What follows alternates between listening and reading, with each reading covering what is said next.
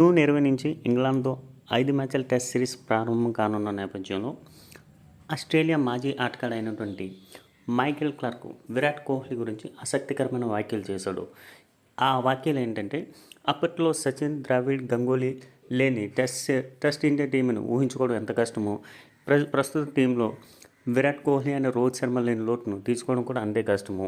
ఒకవేళ team India ఇంగ్లాండ్తో test సిరీస్లో ఘోరంగా ఓడిపోయినట్లయితే విరాట్ కోహ్లీ తన రిటైర్మెంట్ను వెనక్కి తీసుకునే అవకాశాలు కనిపిస్తున్నాయని, అండ్ సెలెక్టర్లు అండ్ బోర్డు మెంబర్లు కోరినట్లయితే టీమిండియా ప్రగతి కోసం ఆయన ఖచ్చితంగా వెనక్కి తీసుకునే ఆలోచనలు ఉన్నాయని ఆయన తెలిపాడు.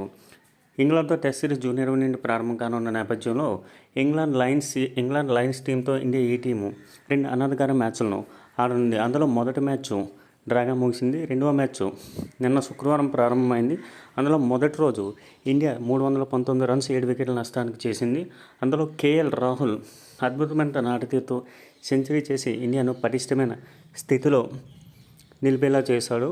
సో మైకేల్ క్లార్క్ యొక్క ఆసక్తికరమైన వ్యాఖ్యలు నిజమైనట్లయితే ఎంతో బాగుంటుంది. ఎందుకంటే విరాట్ లేని టెస్ట్ టీంని మనం ఊహించుకోవడం ఎంత కష్టమో, ప్రస్తుతం ఇండియా టెస్ట్ టీంలో ఆల్ యంగ్ ప్లేయర్స్ అత్యంత అద్భుతంగా రాణిస్తున్నారు. కానీ ఇంగ్లాండ్లో విరాట్ లేని లాంటి వ్యక్తి లేని టీంను ఊహించుకోవడం చాలా కష్టంగా ఉంది. సో మైకేల్ క్లార్క్ యొక్క కామెంట్స్పై మీ అభిప్రాయం